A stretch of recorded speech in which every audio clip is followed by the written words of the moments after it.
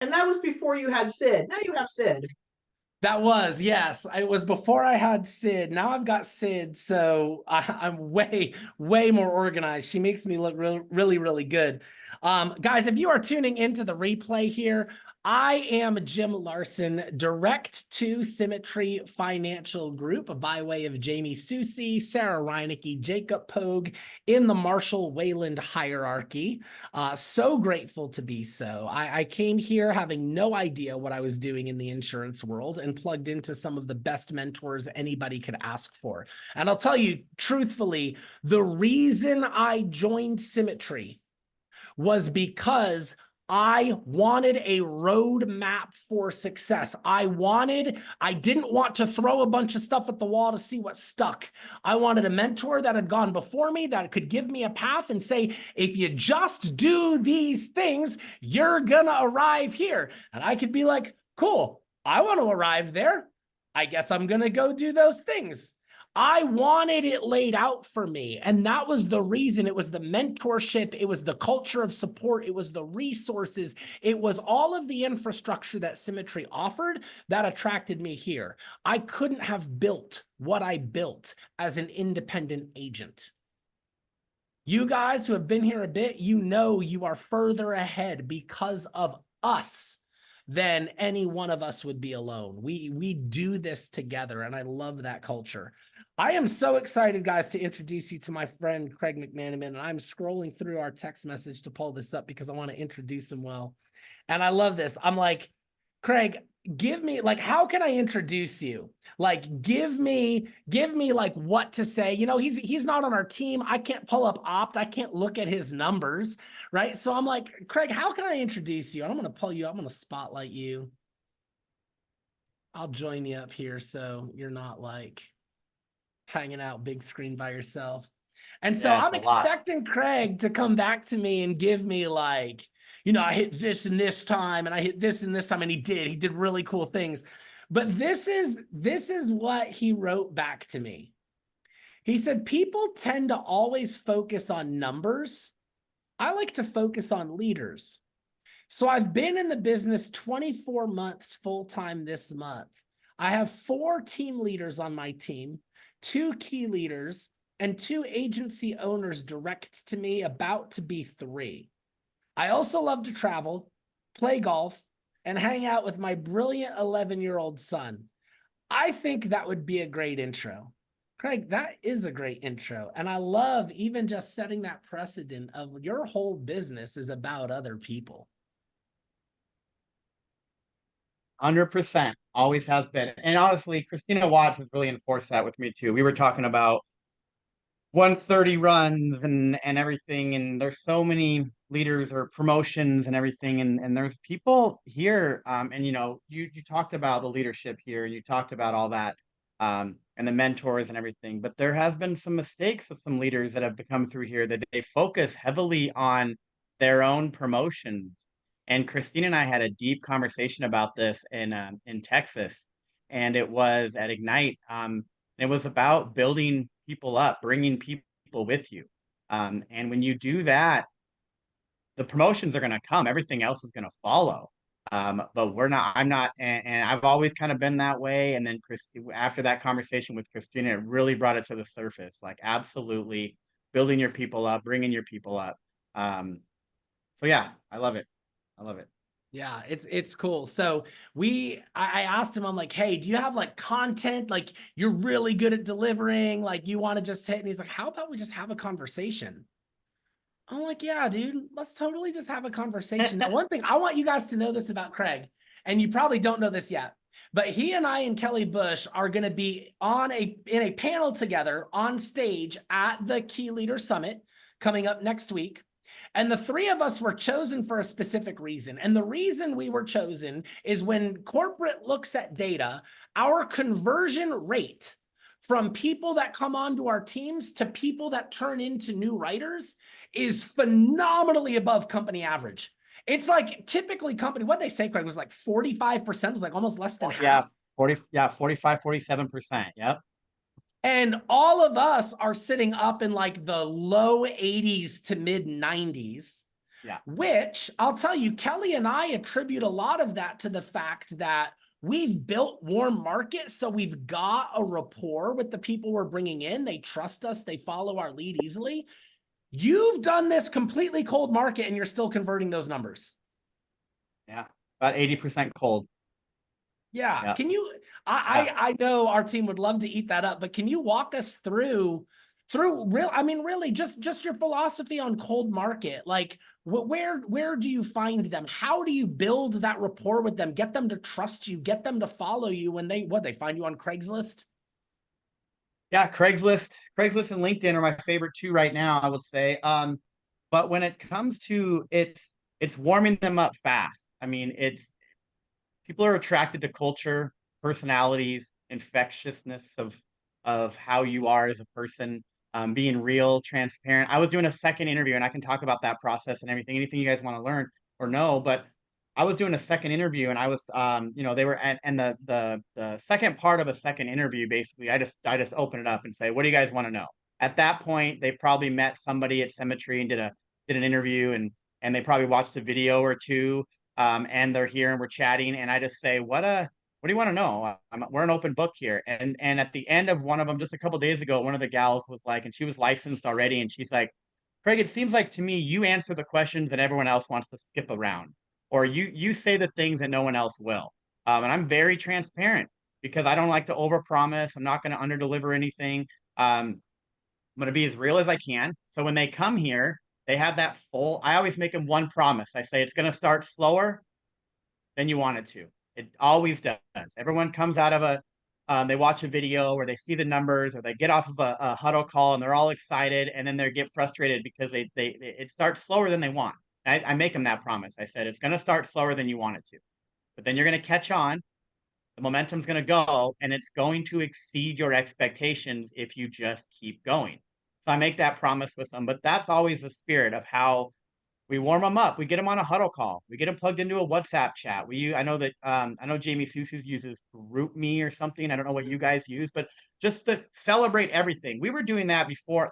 The cool, I'll tell you guys a real quick story. So Jamie Sousis is like my white rabbit. I started exactly 2 years after her, and we're in touch on a daily basis almost about where her numbers were 2 years ago compared to where mine are, right?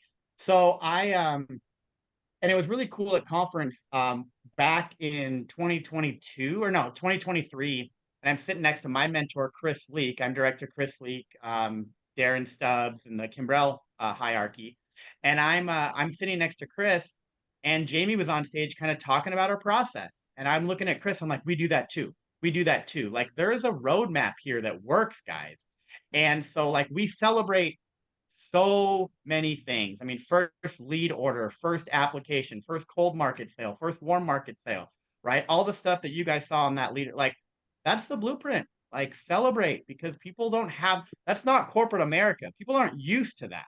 People are used to being replaced. People are used to being a number in a system. That's not what we try to do. So sorry, went down a little rabbit trail there, but honestly, my answer to your question on the cold market is warm them up fast. I always tell people I'm not your boss and I'm not your calendar. You have two bosses in this industry, your calendar and the person in your mirror. Those are your two bosses, the person that you look at in the mirror and your calendar. That's how you're going to dictate how you run this business, in my opinion. I go, I'm not going to be your boss or your manager. I was a W-2 employee for 22 years. I'm going to be your friend. I'm going to be your coach, your mentor, your business partner. And that's my role and purpose here. And I tell every new interviewee, anyone that we bring on, and everybody that I put them on, I tell them that on my master agency call. It's about just growing a relationship. Relationships matter. People come first, right, Jim? Core value right there. Core value number one. Hey guys, put in the comments. Give me a 1 in the comments if your business started slower than you wanted it to. Here they all come. I feel like you can confidently make that promise to anybody. Yeah. Can I capitalize my one? Yeah. Yeah, that's awesome. Yep. One of the things that I've dealt with a lot in bringing new people on board, especially Craig, is a lot of people are coming from corporate America, and they're coming from, and our culture does a really piss poor job at teaching people how to be entrepreneurs. And Mhm. so learning how to like help people transition from that employee mindset to like taking ownership. How do you help people in that process from like, dude, you own your results here? Yeah. Yeah, I think there's a lot of conversation about you know, I think in the corporate world there's quotas out there. People are getting raises and promotions based on merit. If you know who sucks up to the boss the most, things like that. We talk a little bit about that. I talk about leadership right away, right away. And I had to learn that skill. That wasn't a skill that I brought with me here. I had some control issues for sure when I started my agency. It was hard for me to release everything. Um, but I've gotten better with that. And now with hanging out with some of the top leaders here over the last few years, last few months, I got to learn. And one of the biggest things I learned was from Kishan Monteith.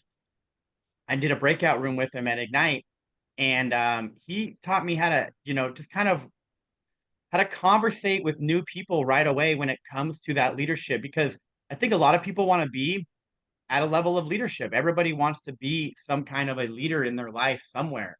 And so I'll give you guys an example. I had a new agent reach out to me via WhatsApp. I didn't even have, she's not direct to me. She's direct to one of my other AOs.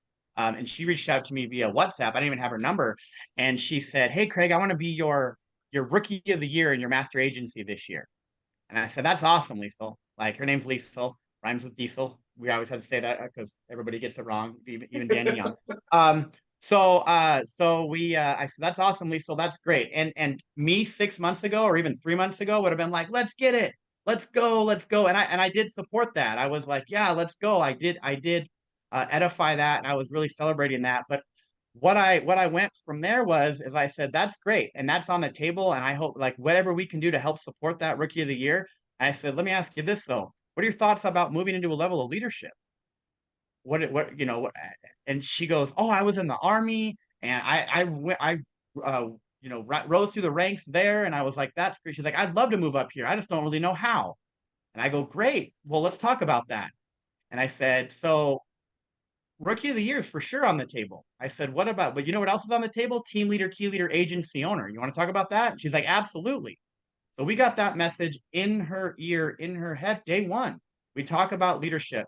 Kishan told me you can't build 4,000 square foot house on a 400 square foot foundation. So we want to build that foundation early. And so I think that is why I do have a lot of leaders on my team growing quickly, but I have 14 people that aren't even at a level of leadership yet that had at least one writer last month on my team. We got 14 aspiring agency owners as well that haven't even hit team leader yet, that are interviewing and recruiting and hiring and things like that. So we talk about that early, and I think that helps people start to feel ownership and entrepreneurship and kind of get into that and just kind of go from there. Does that answer your question? Yeah, it really did. And we're gonna probably dive into that because I got a lot of aspiring leaders on here too. But I wanna dig into your background a little bit too, because obviously you came in here and you started building right away, and you're a leader of leaders and raising up leaders. What brought you to Symmetry in the first place? Yeah. So I just turned 41 last month. I have an 11-year-old son, like you mentioned. In my 20s, I had 27 different jobs. I went to 4 different colleges, and I had no idea what I wanted to do. I was going to architecture school, and then I pivoted back to that was at Washington State University, and then I went to Eastern in accounting, and then I ended up going to ITT Tech, which isn't even a school anymore, but I went there and got my degree in computer draft and design. And I was hired in 2010 at a granite countertop company as a production manager and a CNC operator. It was a pretty large company. We had 14 branches company wide. When I started that year in 2010, that company did $1 million a year. I was promoted to operations manager that same year, and then 3 years later, the general manager of the whole branch. When I left in 2021, we did $20 million that year. So I 20x that branch. We had 7 employees when I started. We had over 100 when I left. We had 4 times the geographical territory. But I made 20% more money from the day I walked into that building from the day that I left. Basically what inflation did during the 11 and a half years that I was there. And I saw my CEO of the company build 4 beach houses in the 11 and a half years. And my son was 8 at the time when I really started to look at something different and started to feel like think my life is probably worth more. The pandemic opened a lot of people's eyes to a lot of different things. And my son was in play football and soccer, and I was missing. I was working 45, 50, 55, 60 hours a week consistently for the CEO. And the last 4 years that I was there, we were the training hub. We had 14 branches in the Pacific Northwest in Canada, and we were the training hub. So any new employee that came through that company, $250 million countertop company, would come through my $20 million branch to get trained, and then we'd send them back to the branch. So not only were we putting the most money to the bottom line, we had great margins, we had great growth, we also had great training. We were doing things right, and I was not getting paid what I felt I deserved for what I was doing. So I was very open to another opportunity. I looked at real estate. I looked at a few other ventures. I even had a couple side hustles. I sold sports memorabilia for a while, like through a Facebook group, and did a bunch of different things. And I finally met a guy, Steven Jackson, at a whitewater rafting trip in July of 2020, and we became friends. And I remember, so when I first asked him what he did, we became friends. We boated, we camped a little bit. When I first asked him what he did, he's like, "Oh, I sell life insurance," and I was like, "Nah, no, not interested." Like I wasn't open to even hearing him out. I wanted something different, but I always thought life insurance was a grind, and it was like chasing clients down and underwriting for 4 to 6 weeks and all this, right? So I was like, I don't feel like this is something for me. And then I remember driving home, and his girlfriend Shannon, she's an agency director here. She's not as active as she was, but she's still around. At the time, she wasn't even licensed yet, and it was a Sunday night in August of 2020, and we were driving back from this camping trip we were on, and I did not want to go to work on Monday. Like there was nothing that wanted I'm like, I'm done working here. I'm done working for this guy. And Shannon's like, "You should get your license, Craig. I'm gonna get mine." And I was like, and I related to that. She was a dental hygienist of 9 years. She had done, and I was like, okay, now this like if you're gonna do it, I mean, Steven's an insurance guy. Like I didn't relate to him. I related to her though. And that's one thing, like don't have one point of failure or one point of success. Because if she wouldn't have crushed it, I might not be here. But she did crush it. And so national top producer in her first 4 months. And I was like, all right, I'm in. Like, what do I gotta do? And so I went and got my license. I still didn't start fast. I still like kind of just watched from the sidelines, but I started plugging in. Cornerstone number 4, association. I started listening to calls, being on some Kimbrough huddles, a couple national calls. And I was really thinking like insurance was supposed to be slicked back hair and like suits and kind of greasy and like not what I like when I went to the national conference and saw these founders like in jeans and a pullover hoodie and like Adidas shoes. I'm like, these are my people. Like, let's go. So I started. I finally quit my job. I've always been kind of an all or nothing person. I finally just quit my job, and it was kind of out of nowhere. My boss, like flew over from Seattle. I live in Spokane, in Washington, and they flew over from Seattle. Like, "You're leaving? You're quitting for 12 years?" I was like, "Yeah, I'm done. I'm done." Turned in my company truck, quit my job, turned in my two. I gave them till the end of the year, and I actually left about a month and a half earlier. Before that, quit my job in October of 2021, and then I kind of just started. I still didn't. I traveled a bit for a few months, and then April of 2022 is when I bought my first leads. I didn't make any sales on my first 2 lead orders, but I dialed a lot. And then my third B lead order, I finally made a sale. My first sale was May 22nd of 2023 or 2022. And my first Craigslist post was 3 days later. So I just started, I said, I've been around this company at least enough. I understand the entrepreneurial side, the business building side, the override, the passive income opportunity. I want to build right away. I scaled one business as a W-2 employee. Now I want to scale something for myself. And so I just started writing business and building and balancing both. And I hit AO in 7 months and just kept on going. Yeah, and for the people listening, you can't hit AO faster than 7 months. So that 7 is months, yeah, I did it. pretty much as fast as it goes.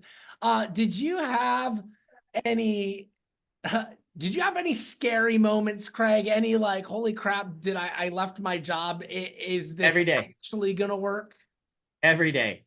Every day. The day, so it's really funny. So the day that I left my job and I drove away and I left my job, the first person I called was not my sister, my parents, you know, friends. It was Shannon, the person, the one that recruited me here, like Shannon and Steven. She was the first person I called. Um, I remember talking to her for 15 minutes and I was so excited. And then I drove into my driveway that same day, like literally 15 minutes after I got off the phone with her. And I sat there and I started to like just overwhelm. My eyes started to well up. Like I just made the worst decision of my life. What did I just do? I had this overwhelming sense of depression. It was the weirdest thing I ever felt. And then like that later that night, I felt better. And then the next couple months, and like first getting started, nothing but doubt. I mean, it was when I started doing the activity, like dialing the leads and stuff, those little micro wins. That's why we say massive action. It's not just about doing the activity, it's about what the activity does for you as well. Activity erases doubt. You'll get micro wins. People answer the phone, you get through the script, you set an appointment. You know, those little micro wins help the confidence grow. And so all that helped, man. It from for like 3 or 4 months, it was bad. It was really rough for me. And then I started writing business, and that helped. And so from about May to October of 2022, I felt better. I started writing business. I had a couple agents. I started getting a couple promotions, got a couple slingshots. That was really nice. Um, and then I started thinking I was better than I was when it comes to production. So I wrote like 15K in May, or no, like 15K in June. I wrote like 4K in May, but 15K in June, like 20K and then 15K and 20K. And I started like figuring this thing out on a production side. And then I was like, I am so good at this. I am going to go to advanced markets. I'm going to just crush. And I wrote 6K in October. And I started like pitching like IULs and like final expense in the same, like I was just doing everything wrong. I overcomplicated it. I was spending the same amount of money on leads as I was in September and the month before, but I was selling.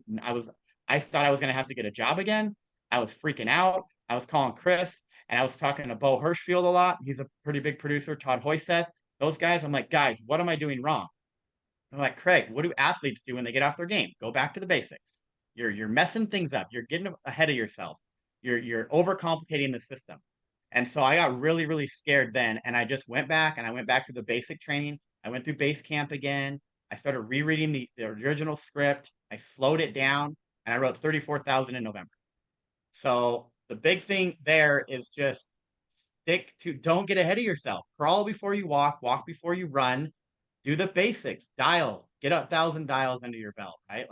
Like you said, Jim, and get leads every week and follow the system. And we had Ziller on our call a couple days ago about how for 13 months he struggled and he struggled and he struggled, and then he started making it fun. I started making a game out of it. I started going for 10 no's. And I started going for 10 no's. And then every time if I got a yes, I'd restart the game, cross out everything, and I'd go back to that. And I started making a game out of it. I made it fun and enjoyable. And I got back to the basics and I calmed down and I stopped having commission breath, and I stopped pitching things that I didn't know what I was talking about, and not, I was like, oh, this is such a good product. I've heard also, but I didn't know how to sell it. I didn't know what I was doing. I was getting way ahead of myself. So I got scared in October then too. But yeah, even today, I mean, every now and again, even Jamie Susie told me, she's like, Craig, doesn't it feel like it's always going to fall apart? Like until you, and I was like, all the time. I was like, you're there too. And she's like, well, not as much anymore, but yeah, I get it. I'm with you on that. Like there's activity erases doubt. When I'm at my desk, when I'm talking to my agents, but on the weekend, on Sunday, I'm like, man, what am I building a house of cards? Is this the real thing? Like sometimes I think this thing is too good to be true. It's not, but we all have that stuff. So yeah. Yeah. Man, I So think those of you that are new, you're gonna feel it too, and it's totally fine. It's totally fine because we've all been there. it was Very September relatable. of 22 for me also. I called Jamie straight up in tears. I'm like, I need to get a job. Like, I need to get a job. Like, I'm not producing enough. And like, my production's so inconsistent. I just need something steady. And Yeah. she and Corey and Jacob Pogue were all like, don't go do it. Don't go Yeah. do it. I'm like, but guys, you don't understand. I have new agents that call me and they're like, I gotta go, like, and they have potential and they're doing the right things, but it's not there yet. We always say like if it's not working for you, it's not because you're not gonna, it just hasn't yet. It's going to. The numbers owe you, keep going. Um, some of the top producers in my agency and really across the company is when it gets harder, they do more. They do more of it. The ones that are like, well, I dialed 100 times today. I only set 2 appointments, and so I'm going to take the next day because I need a reset. That's not going to work. Sierra Smith, she's run like 300K in 9 months. She's one of my AOs. She did 150,000 in her agency this month. She's been here 15 months total. She's had weeks where she'll dial 125 times and throw 10K on the board, and then there's weeks where she dials 580 times. And she turned her activity report in for 13 months straight to me. And it was the weeks that she had low APV and low appointment sets that she dialed the most. And a lot of people will do that. And that's how, I mean, they talked about it at a conference last year, like be a buffalo, get through the storm, push harder. And so when those people call me with all this potential and they're like, I'm gonna have to get a job to make this work. And I'm like, don't do it. Like, don't like the one thing I will tell them, like, go drive for Uber at night or something in non-revenue generating hours. Like just go drive for Uber a little bit or something like that. But don't go get a job because it's gonna put you so much further back than what you think it will. No, I'm just gonna get a couple paychecks and then I can afford leads again.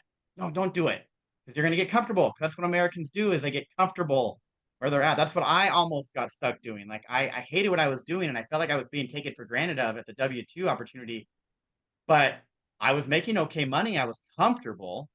I just took a risk finally and got out of it, got out of that rat race. So don't do it. Don't do it. Find another way. Sell some furniture. Sell a Peloton. That was Jamie's story. Jamie hosted Yeah. yard sales to afford leads. Yeah. Always find a way. One thing I've found, just kind of on that last point too, that I want to make sure people understand is every retreat leads to more retreat. If you back off, you're not pressing forward again. You're backing off more, and you're backing off. Go to relationships. I gave this analogy like in a call recently. Like go to your high school relationship where they're like, I just think we need a little bit of a break, and then we'll get back together later. You ain't never getting back together. Once you back off, all you do is back off more. And it's true. You got to stand that ground and press in. It's hard. It's hard because it's going to require faith. You're going to have faith that it's going to be worth it and it's going to pay off even when you don't see it. So Craig, how do you coach your team on that faith piece of like, hey, you're $1,500 in the hole on that credit card. You need to get new leads. You ain't got nothing coming like that. There's a lot of people. Put a 2 in the comments if you're in the position where you got a balance on that credit card, you know you should buy leads, you're nervous about buying leads, you're feeling that in your gut a little bit. There we go. We got some honest people. And I love having you on, Craig, because my team knows me as a guy that isn't going to sugarcoat things, and I'm going to say things other people aren't saying. So I'm going to bring out the 2s. Who are the people that are feeling the feels? So let's have that conversation. So a couple things on that. So first of all, I mean, an easy one when you think about it, this is your business. This is a business. This is 1099, sole prop, LLC, however you're running it. This is your own business. Most businesses in America take 5 years to be profitable. I promise you'll get profitable in a lot faster than 5 years. You're gonna have some debt. And don't pay it all off. Don't suck the life out of your business either. You make your $1,500 in debt. Don't make a $1,500 sale and then go pay your credit card off. Pay the minimums for a while. Maybe make a little bit more than a minimum payment. But this is a business. It's going to take time. I'm sure you guys are in Jamie's hierarchy, so you've probably seen her spreadsheet. Well, I have one a little bit like it too. A lot of people, my leaders, have one where it's like that first couple. What she made like 13,000 her first year. I don't maybe 27,000 her first year. I made like 32 grand in 8 months. In my first 8 months in the business. Like I was making 95,000 at the granite shop with a truck and a cell phone payment that was being paid. Like I definitely didn't supplement that income in year 1 for sure. This is a business. It's going to take time. Give it grace. The cool thing about, I talk a lot about this business on average in your first calendar year will be very close to an average salary in America. Very close. But what it'll do in that second year will double or triple your income if you keep going. In that third year, could quadruple what you made that second year. That's real life money that's really happening, and we see it on a daily basis with the leaders and stuff here for the people that just keep going. So you have to have that faith that it's going to happen for you and to just learn from this. You know, I always say it's a leadership development company. There's a ton of great leaders here. You got Jim. I mean, he's one of the best leaders right now. The cool thing about this is this hierarchy, and I was really excited to be on this call and this agency, because when I was looking at numbers, and I'm really proud of my numbers and what we've done in my first full calendar year, and and I was looking, and then I heard Jim's numbers, and I was like, oh man, he's the one guy at Symmetry that blows my numbers out of the water in his second full year. Like, so I was really excited to come on this call because of that. But so being in Jim's agency and your agency, Jim, like listen to the coach, like do what they, if you want what they have, do what they say. I mean, and we don't as leaders, we definitely don't want to be talking at you. That's for sure. We ask you questions, you know, we're going to want to know where you're coming from. Like, again, I don't like to sugarcoat things either. We want to know where you're at, but the real story is remember your why. Have a why strong enough to cry about. And then remember why you came here, why you answered that social media post, or why you showed up for that first interview, or why you reached out to one of the leaders here and wanted more information about what this was. Remember that, and always remember that when you have if you dialed 120 times in a day and didn't set an appointment, and didn't know your number came up as spam because you forgot to register your number, and didn't know that you're about to take an app and you forgot to tell that carrier that you're licensed in that state and now you can't take that app that day. And so you're not trying to lose. Like, there's so many little things that you have to remember about this business when you get started. But man, give it grace, because holy crap, it is so worth it. So worth it. And I will tell my people, so an analogy that you use an analogy that I use, and before I say this, I am not telling you guys to go gamble, and I'm not telling you guys to go break the law. But if you ever watch the movie 21, they talk how it's like 10 years old or something like that. It's actually based on a true story about how to count cards, and how these group of MIT students, or something, I think it was MIT, learned how to count cards and they made money. What did they do when they were counting those cards? Those of you that have seen the movie, when they were counting cards in Vegas and Atlantic City and whatnot, when they knew that when they were losing and the low cards were coming out because they were losing, what did they do? They increased their bet. They bet more because they knew what was coming out, because they knew the numbers owed them. It's a very numbers game. The numbers will always owe you. So I tell that analogy to my team a lot. Like when we know that, because we know it works, it's a stress tested system. Like, the system works. There's too much success around here. Success leaves clues, right? So there's too much of it for it not to work. But if you've dialed a lot, if you set a lot of appointments, you're not getting people to show up, massive action, keep it going. The numbers owe you. Constant correction, make sure that you're correcting. You know, insanity is doing the same thing and expecting different results. So make sure you're correcting, but keep going and go harder when the numbers owe you. Push more, because I promise, you put 10% more in, it'll get you 40% back. So keep going.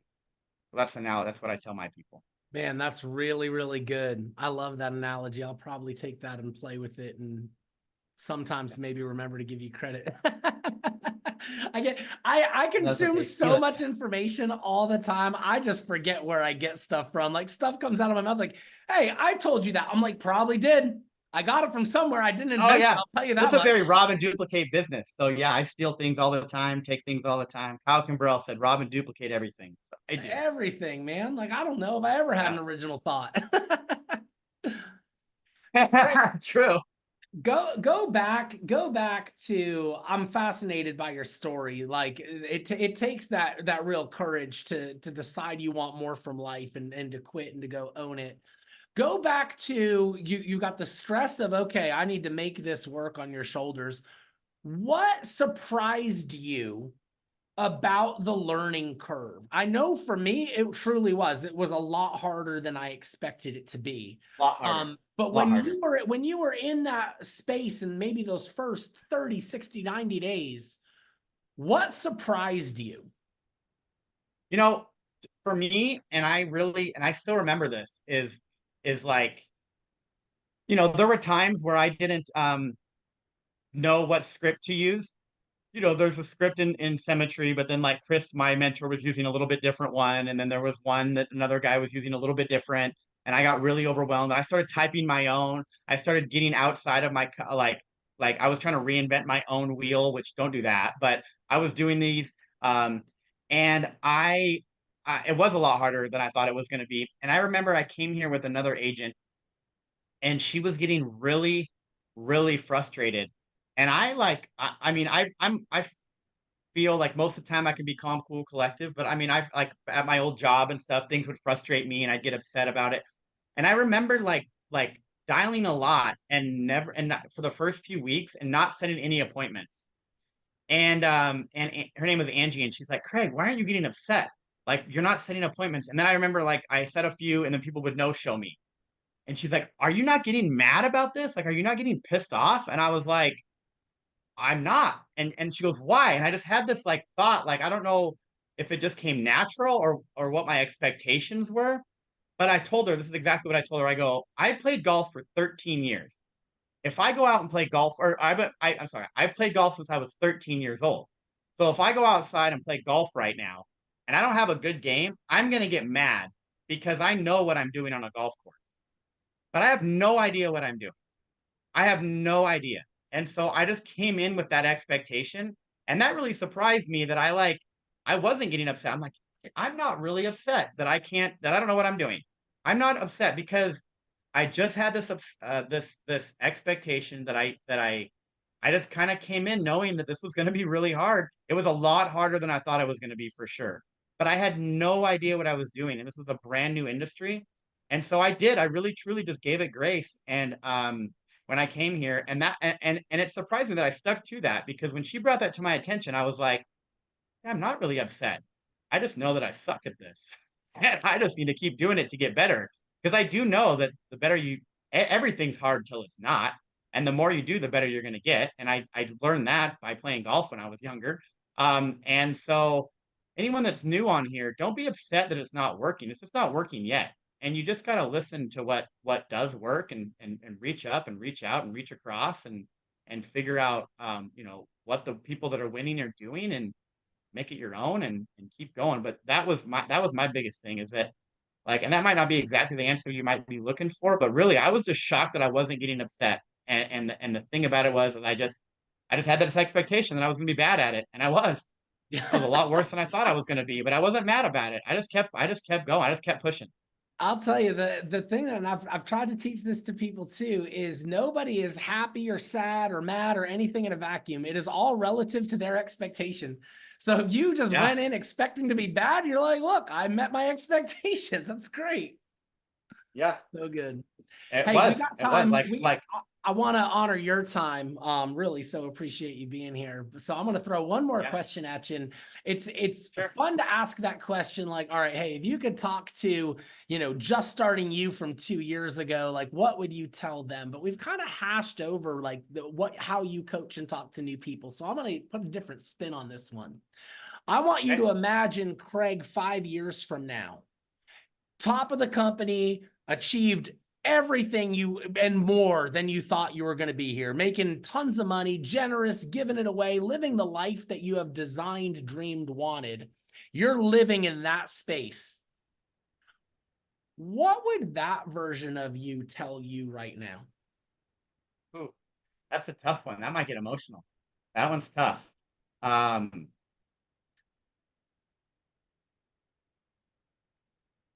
Struck a chord there, Jim. Yeah, sorry. I'm not actually Oh, sorry. that one's tough, man. Like,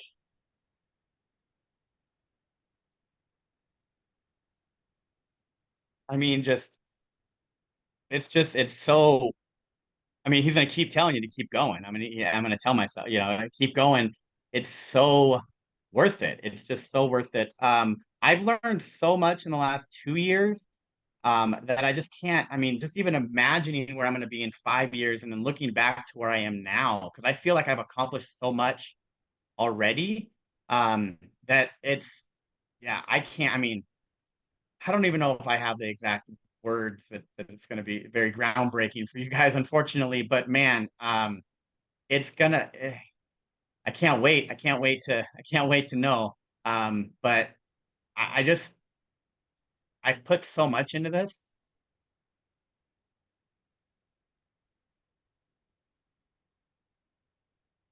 And just seeing like, and it's not even about like where's my AOs going to be in 5 years from now, right? Where's those team leaders that are team leaders now? What are they doing? Are my AOs 130 then? Are they equity partners then? Are they living a life like that, too? Like I'm just excited because I just know, I mean, we know what's at the other end of this thing. And because we know that, we know how much we're putting into it now. There's I put a lot into this thing, and I'm loving the process, and I hope I still do 5 years from now. So I guess that's the best I got right now, but I'm excited. I'm excited. So much. Guys, if you can in the comments, Sarah does this on her calls and I love it so much, so I'm stealing it from her. If you guys in the comments I do the same thing. Do you? Yeah. Put one I word love in it. the comments to speak to Craig. Let him know that he made a difference. And he changed and impacted some lives in this call tonight, because I know I was impacted by it. What he's done in 24 months is not done very often, and he is coming from a very different background than I'm coming from. And for me, it's every success story here is further validation that the freaking system works. Man, so many words coming in: inspiring, persistent, genuine, real truth, authentic, humble, open, inspiring, genuine, real, vulnerability, real, awesome wisdom, legit, humility, seeing that one a lot, genuine, real. Craig, thank you. Appreciate Thanks, it. Jim, for having me. Yeah, for sure. Yeah. Really excited to impact some lives with you up on a stage in that panel. Your haircut looks good. Is this fresh? It's fresh. It was yesterday. It was for next week. I got my appointment on Friday, so yeah, I'm excited to hang out with you, man. It's gonna be a good time. I think it's gonna be a powerful panel. So. Yeah, it's going to be a great panel. It's going to be a great couple of days. I know we got a handful of people on this call that are going to be there too. Now, if you're on the call and you're going to be there, now you know Craig. Go up, say hi, introduce yourself. Craig, thanks so much, man. Team, guys, I love you all so much. Cheering for every single one of you, believing in every single one of you. Continue to blow up my phone. My favorite agents blow up my phone the most. I am not the guy that is just on a call occasionally that you see on a video. I am the guy that is in your freaking corner. You should have my number and you should blow me up. Okay, love y'all. Have a good night. See you guys. See you, Jim. Bye, guys.